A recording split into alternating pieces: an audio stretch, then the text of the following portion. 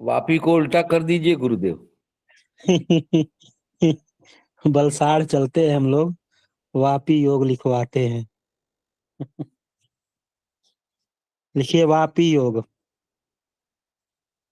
यदि केंद्र में कोई ग्रह न हो, सारे ग्रह अन्यान्य भाव में हो तो। यदि केंद्र में कोई ग्रह न हो, सारे ग्रह अन्यान्य भाव में हो तो वापी योग बनता है।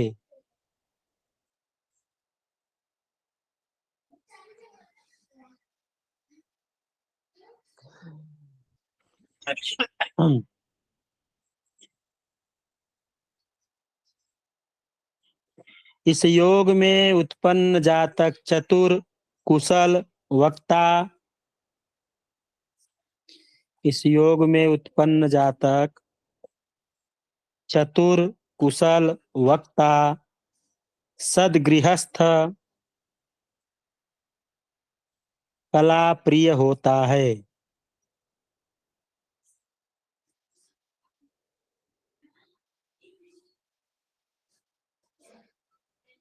यदि केंद्र में कोई ग्रह न हो, सारे ग्रह अन्यान्य भाव में हो तो वापी योग बनता है। इस योग में उत्पन्न जातक चतुर, कुशल, वक्ता, सद्गृहस्थ, कला प्रिय होता है। यह एक प्रकार का राजयोग है।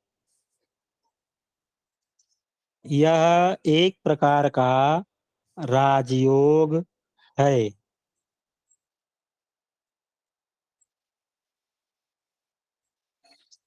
अगला लिखिए नौका योग।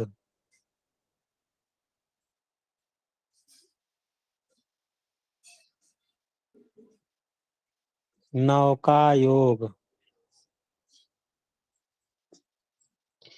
लग्न स्थान से लगातार 7वें स्थान तक यदि सभी ग्रह हो तो।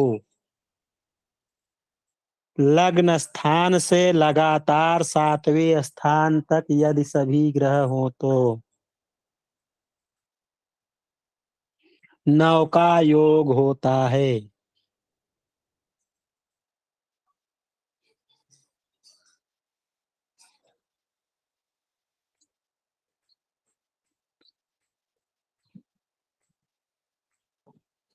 लग्न स्थान से लगातार 7वें स्थान तक यदि सभी ग्रह हो तो नौका योग होता है। ऐसा व्यक्ति समुद्र यात्रा करने वाला नौसैनिक, गोताखोर, धनी, लेखक, कंजूस होता है। ऐसा व्यक्ति समुद्र यात्रा करने वाला नौसैनिक, गोताखोर, धनी, लेकिन कंजूस होता है। धनी लेकिन कंजूस होता है।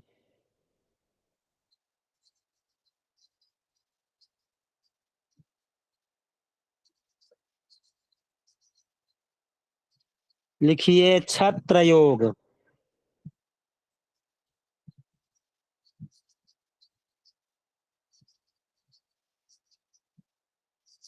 छत्र योग। यदि 7वें भाव से लगातार लग्न तक सभी ग्रह स्थित हो तो छत्र योग होता है।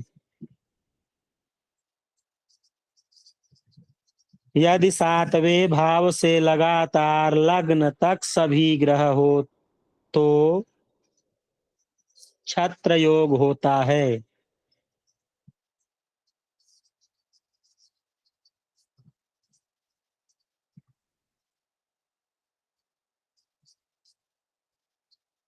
इस योग में जन्म लेने वाला जातक लोकप्रिय, उच्च पदासीन।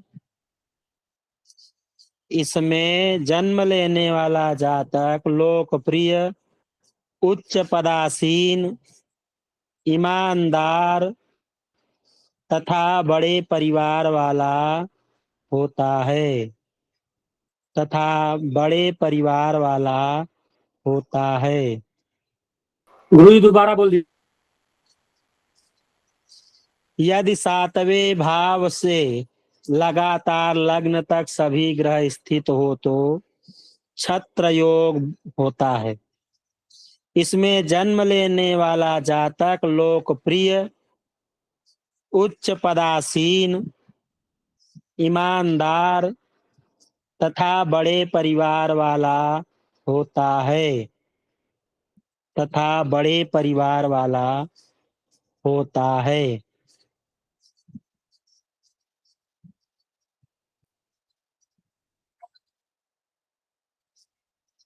अगला लिखिए चक्र योग।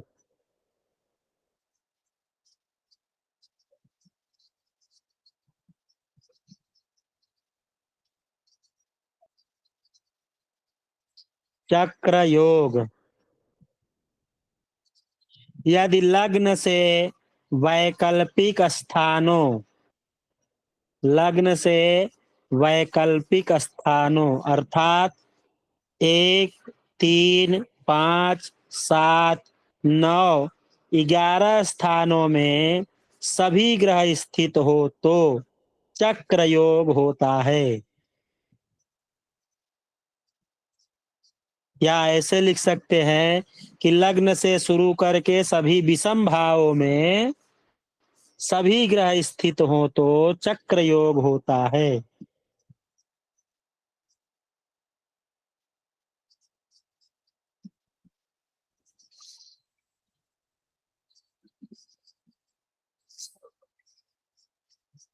यदि लग्न से वैकल्पिक स्थानों अर्थात 1, 3, 5, 7, 9, 11 स्थानों में सभी ग्रह स्थित हो तो चक्र योग होता है।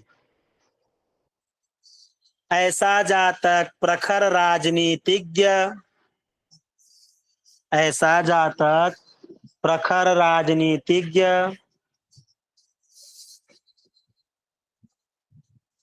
राष्ट्रपति या राज्यपाल,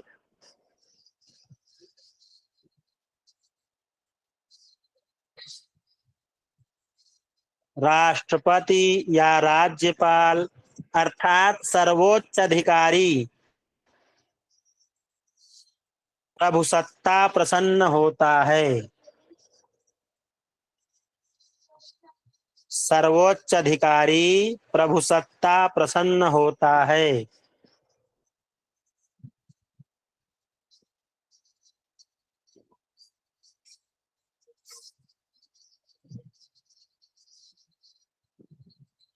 अगला लिखिए केदार योग।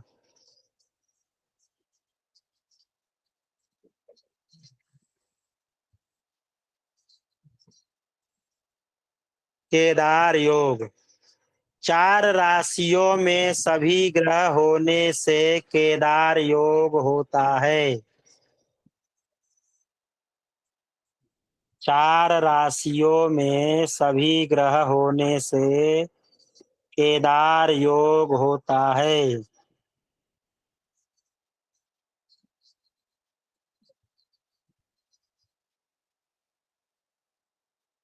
चार राशियों में सभी ग्रह होने से केदार योग होता है। यह योग बहुत ही शुभ योग माना जाता है। यह बहुत ही शुभ योग माना जाता है।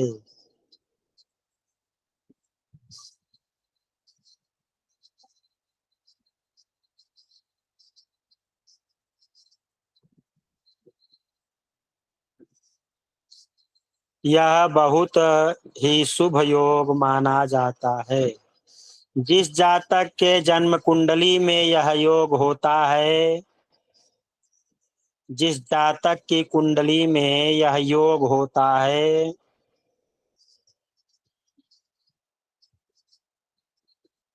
वह कृषि कार्य में निपुण,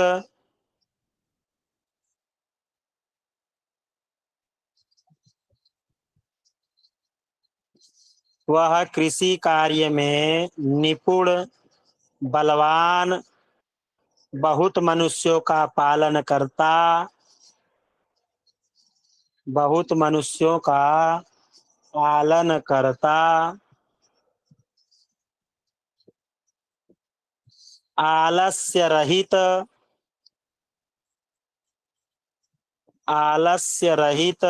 धनवान, श्रेष्ठ, भाग्यवान, सत्यवादी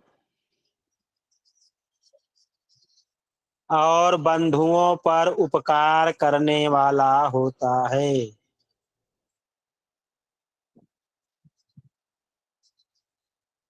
कृषि कार्य में निपुण, बलवान, बहुत मनुष्यों का पालन करता, आलस्य रहित, धनवान, श्रेष्ठ, भाग्यवान, सत्यवादी और बंधुओं का उपकार करने वाला होता है।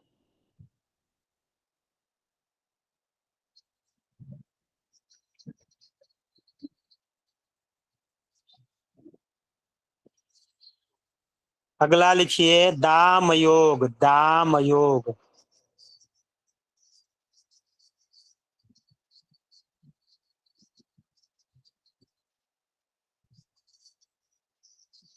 छह राशियों में सभी ग्रह होने से दाम योग होता है। छह राशियों में सभी ग्रह होने से दाम योग होता है।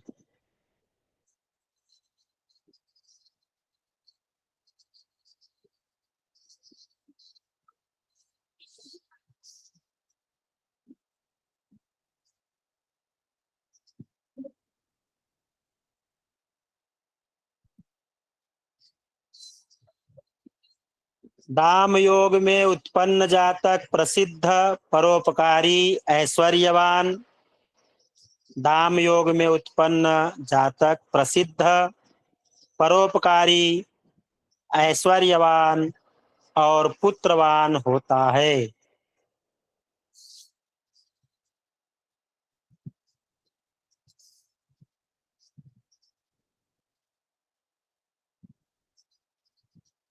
परोपकारी, ऐश्वर्यवान और पुत्रवान होता है। लिखिए वीणा योग।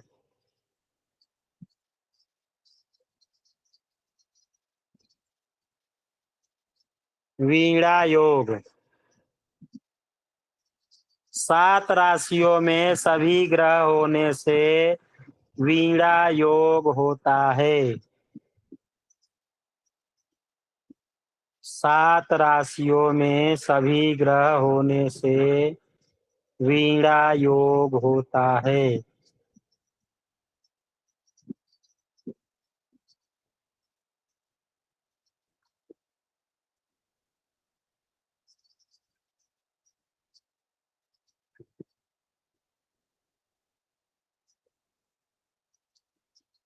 वीणा योग में उत्पन्न जातक धनी, नेतृत्व कुशल व संगीत प्रेमी होता है।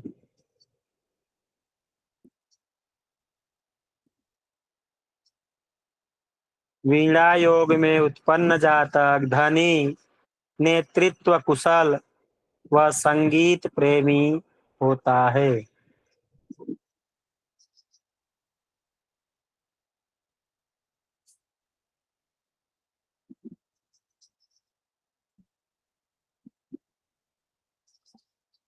अगला लिखिए बुधादित्य योग।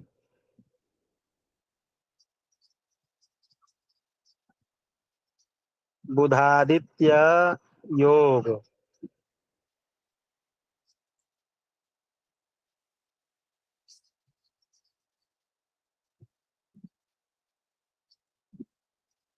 जन्म कुंडली के किसी भी भाव में सूर्य बुध एक साथ हो तो बुधादित्य योग बनता है।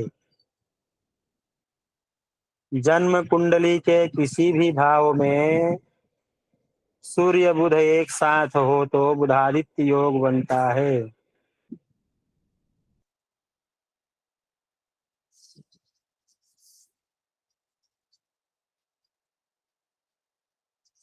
बुधादित्य योग की गिनती राजयोगों में होती है। बुधादित्य योग की गिनती राजयोगों में होती है।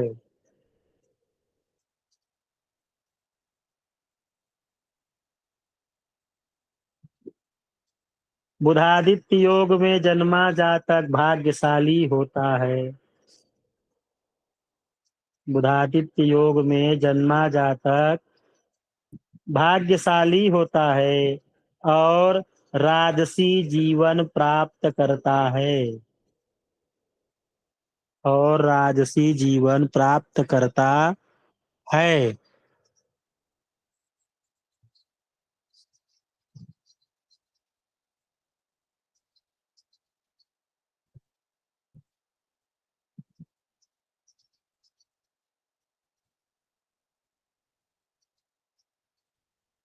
और राजसी जीवन प्राप्त करता है। बुधादित्य योग वाले जातक बुद्धिमान, दूरदर्शी एवं चतुर होते हैं। बुद्धिमान, दूरदर्शी एवं चतुर होते हैं।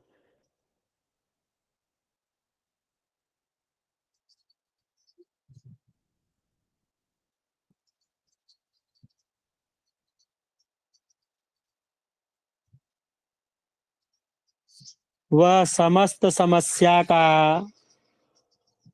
समाधान वह समस्त समस्या का समाधान अपने मस्तिष्क से निकालते हैं।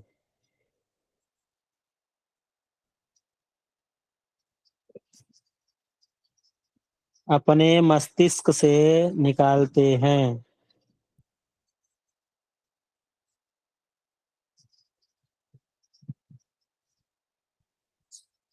साथ ही वे बोलने में भी वाचाल एवं निपुण होते हैं।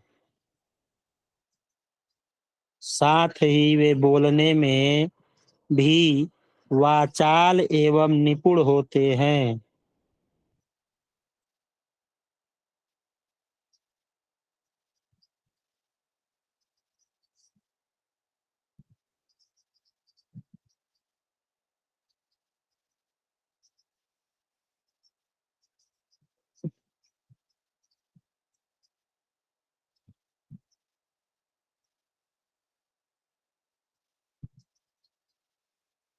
हो गया।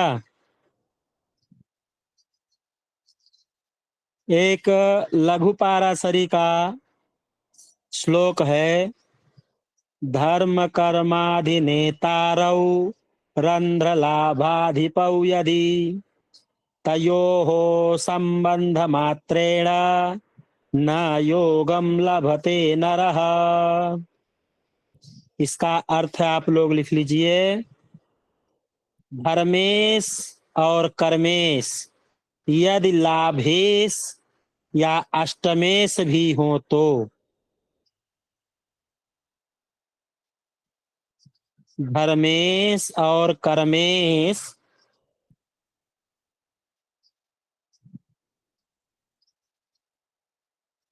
यदि लाभेश या अष्टमेश भी हो जाए तो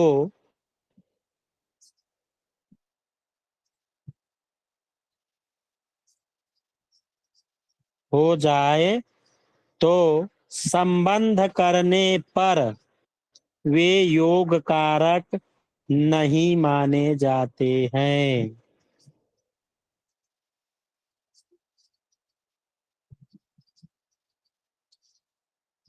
धर्मेश और कर्मेश यदि लाभेश या अष्टमेश भी हो जाए तो संबंध करने पर वे योग कारक नहीं माने जाते हैं।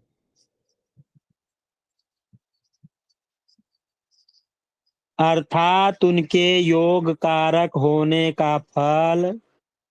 होने का शुभ फल जातक को प्राप्त नहीं होता है।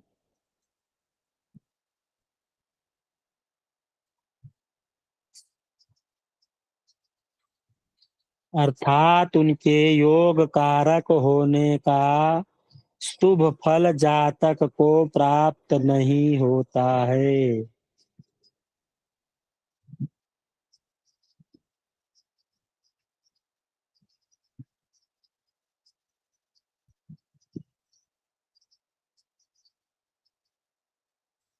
लघु पारसरी का एक और श्लोक है, केंद्र त्रिकोणाधिपयो रे कत्वे योग कारकौ अन्य त्रिकोणपतीनाम संबंधो यदि किम परम।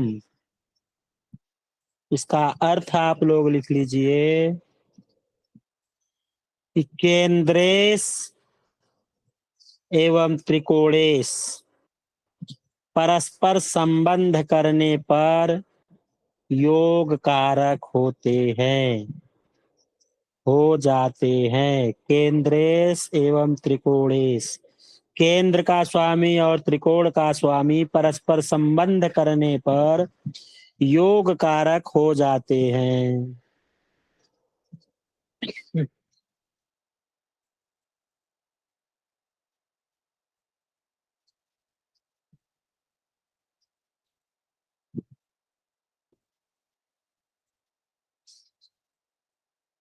यदि इनका संबंध अन्य त्रिकोणपति से, यदि इनका संबंध अन्य त्रिकोणपति से भी हो जाए तो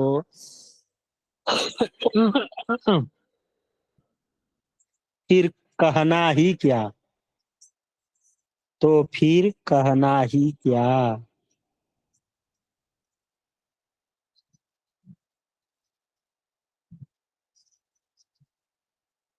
तो फिर कहना ही क्या।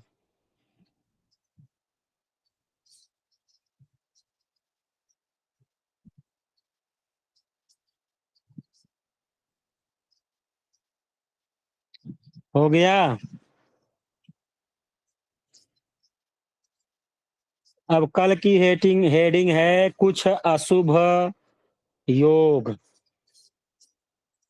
कुछ अशुभ योग। सुनील जी रिकॉर्डिंग बंद कर दीजिए।